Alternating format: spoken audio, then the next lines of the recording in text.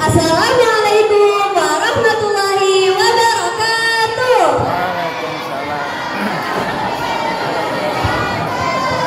Hello everyone, hello Judge, good morning. My name is Atifah Shukiraiza. I'm from class 7-1.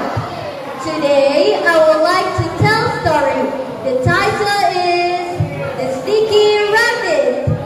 Have you heard the story before? Okay, let me tell you the story and please listen to me.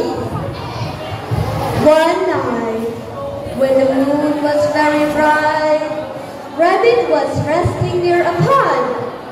He was very tired and wanted to go to sleep. But he was scared the tiger was going to eat him up. Rabbit tried and tried to stay awake. He looked up at the sky and started to count the stars. Soon the rabbit was fast asleep.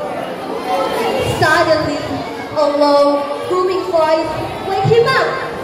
It was Tiger.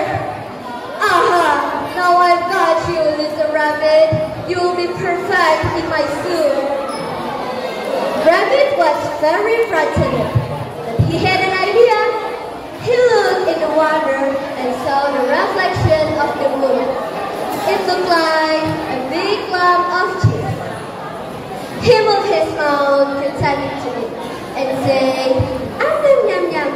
Ah, Tiger, I'm happy to see you. Come and share this delicious cheese with me.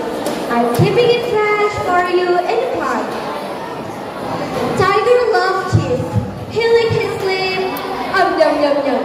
I can see the cheese, but how do you get it out of the pot? He asked. "Easy," said Rabbit. "I tied a stone around my foot and jumped it. Do you want to try?" Tiger tied the stone around his foot and jumped into the pot. Splash! Rabbit ran away saying, "Ha ha ha! No, you're the one in the soup." And I've heard the tiger is still trying to get it out of the pot. So that's the story of the sneaky rabbit. How is it? Is it exciting? Well, that's it from me. Sorry if there are a lot of mistakes. Thank you. Wassalamualaikum warahmatullahi wabarakatuh.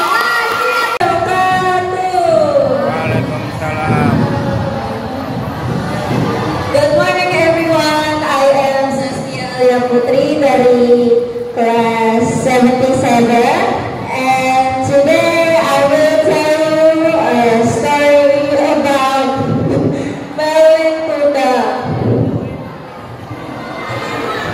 A long time ago, in a small village near the beach in West Sumatra, lived a woman and her son. It was Melin Kundang and her father. His mother was a single parent because Melin Kundang's father passed away when Melin Kundang is still a baby. Melin Kundang is a healthy, diligent, and a strong boy. He usually went to the sea to catch some fish and give it to his mother or sell it in the town. One day, when he was sailing, he saw a merchant ship getting raided by a small group of pirates. So he decided to help the merchant. With all of his bravery and power, Melin Kundang defeated all of the pirates. The merchant thanked him. In return, the merchant asked Melin Kundang to sail with him.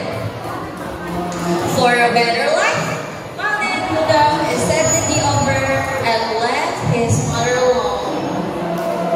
Many years later, Melin Kundang became wealthy. He had a very huge ship and many ship crews helping him trading, selling goods.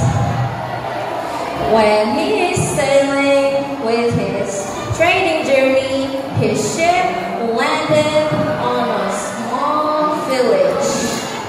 The villagers recognized Malinunda. The news ran so fast. Malinunda is now wealthy. He is rich, and now he is here. An old woman ran to the beach to see her son. It was Malinunda. She wanted to help him and release all of this sadness and despair after being so lonely after years. But unfortunately, Malinunda, in front of his well-dressed wife and his ship crews, tonight meeting the old lonely woman for 3 times. The mother begged Malinunda to go back to him, and for 3 times, Malinunda yelled at his own mother. He said, "Enough, old woman! I have never had such an ugly and dirty mother like you! You are not a mother of mine!" After that, Malinunda ordered to his ship crews to set sail, and he will plead his mother again. His mother, filled with sadness and anger at the same time, finally enraged. She will curse Malinunda into a stone if you won't apologize to her. In the quiet sea, Malinunda in his ship, suddenly a thunderstorm came to strike the ship of Malinunda. Malinunda's ship wrecked, and the waves swayed Malinunda to a small island. It was too late for Malinunda to apologize to his own mother. He then apologized to his mother, begging for help. Mother, please forgive me for what have I done to you. Please have mercy for me." But it was too late. Malinunda felt that they're starting to crumble. Stone started to cover his whole body. He begged for more mercy for his mother. "Mother, please stop my curse. I promise I won't disobey you anymore." But it was too late. Malinunda already became a stone, while begging for his mother's forgiveness. That's all from my story for Malinunda. What do you guys think of the story? The moral of the story of the Malinunda: never ever disobey and abandon your own mother after she had raised you this far. Thank you so much for everyone for listening to my story. I hope everyone has a good day. Thank you very much. Wassalamualaikum warahmatullahi wabarakatuh. Hi! My name is Alam, and my name is Ragam, and we are very good friends. Now, I shall start. Once upon a time, in the garden, there lived an ant and a grasshopper. They had been close friends for a long time, and they always worked together and never ever fought. One sunny day, Alam was singing and dancing on top of a rock with his other friends. At the same time, Ragam just came back from the forest carrying baskets of food. Seeing his friends pass by, he called his name. "Hoy, Ragam! You look busy. Why don't you come and play with us?" he said excitedly. Then Ragam replied, "I cannot. I'm gathering food for the winter. You know winter is getting close and there will be no food in winter." Alam giggled when hearing what Ragam said. "Oh, come on. There's still 3 weeks. Why don't you use the early days to have fun and play?" Ragam shook his head in denial. "No, I must do it early, in case you forgot. It's better to do it early, you know." Then Allah laughed hearing his friend. You're so funny. You always say that. Ragam. You're not fun, just get lost. He continued to laugh along his friends. Ragam was very hurt hearing that from his own close friends. But his heart is too soft, so he decided to not start an argument with him. Then what he did, just walk away from them. As the day passed, and Allah continued being careless and lazy about the thought of winter coming, the day has come, when the snow is starting to fall, and all the bugs and insects head to the shelter to evacuate from the snow. And for Alang himself, he was cold and hungry. No food, no nothing, no anything in his house. Then he saw from the distance of Ragam inside his house, enjoying warm food and drinks from his hard work of gathering foods. Then he slowly approached the house with weak walk. Then knocked on the door. Knock, knock. Hearing that, Ragam had to his door and opened. Curious who's knocking on the door in this cold night. It was his friend Alang. Then his expression was angry and cold. What do you want? He said. Then Alang makes a nervous smile on his face. Hey Ragam, it's been a while. Would you mind if I stay in your house for a while? Then Ragam denies the cold handshake. No, go away. Go back to your own shelter, you lazy person.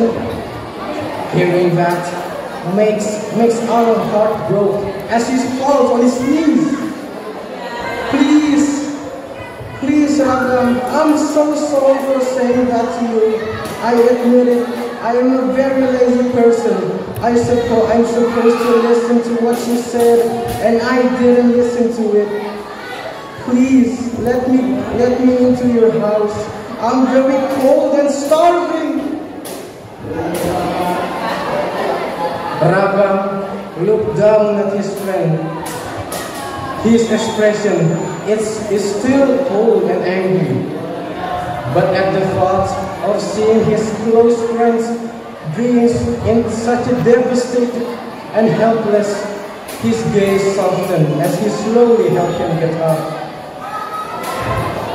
Alang looked up at him with teary eyes.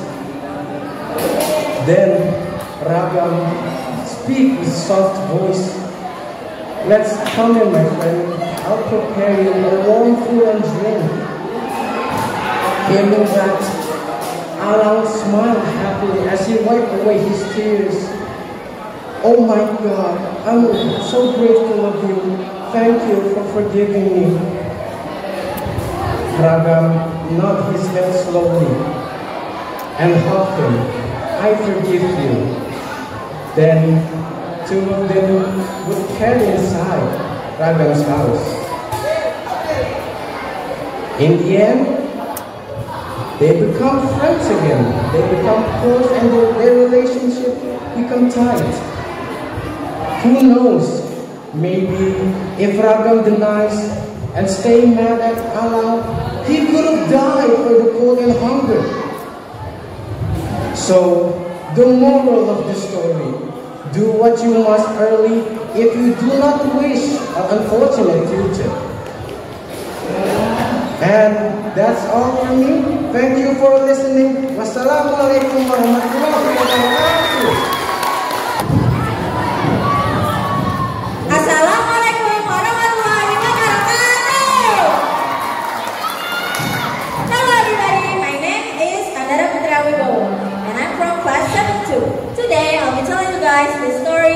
of the three little pigs. Once upon a time, there was an old mother pig who had three little pigs. But she had not enough food to feed them. So once they were old enough, she sent them out into the world to seek their own fortunes. The first little pig was very lazy. He didn't want to work at all, and he built his house out of straws.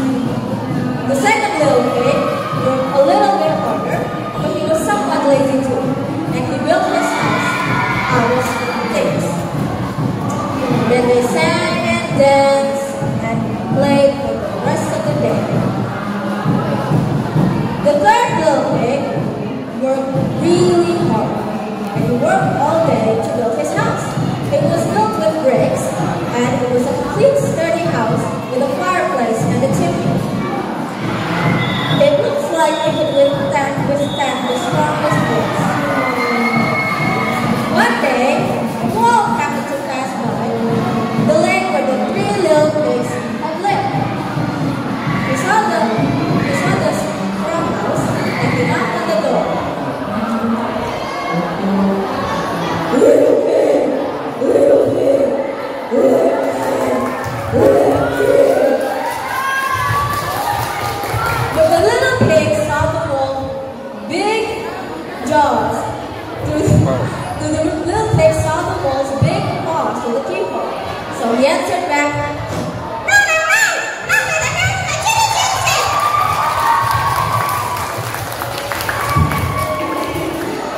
So the wolf showed his teeth and said, "Little wolf, and I'll blow your house down."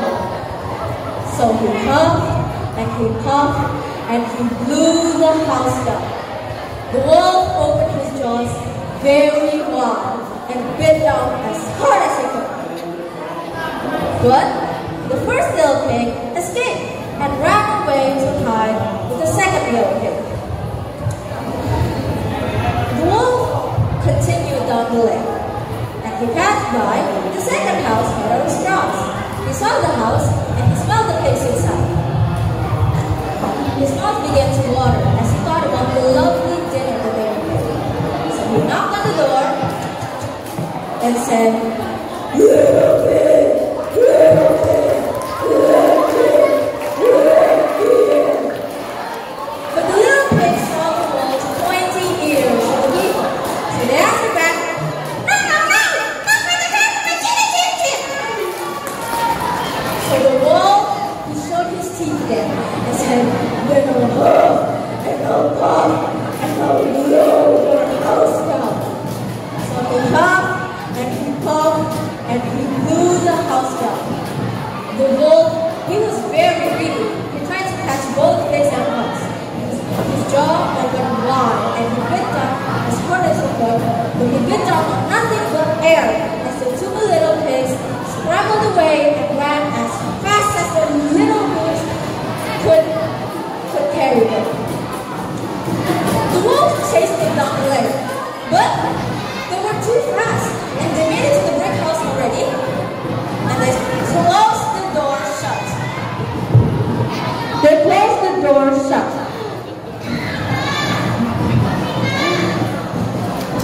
The little pigs were very, very frightened. They know the wolf wanted to eat them, and that was very, very true. The wolf had eaten all day, and he had worked up a large appetite chasing them around.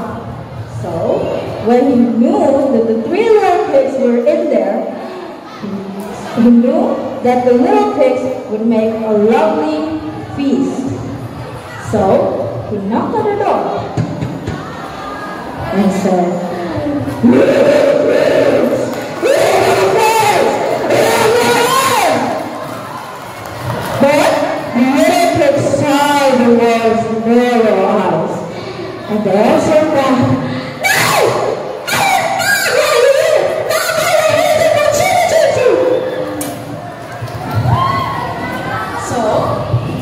So, the wolf showed his teeth once more and said, "Then I'll huff and I'll puff and I'll blow your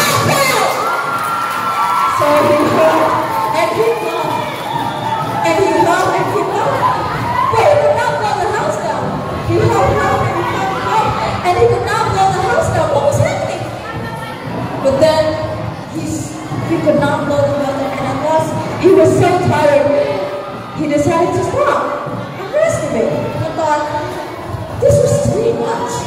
The wolf danced and swore with rage as he swore that he would climb around the chimney and eat up the little pigs for his supper. So, while the wolf was climbing on the roof, the little pigs made up a blazing fire and put on a big pot full of water to boil. Then, just as the wolf was coming down the chimney, the little pigs took off the lid and in fell the wolf into the scalding hot water.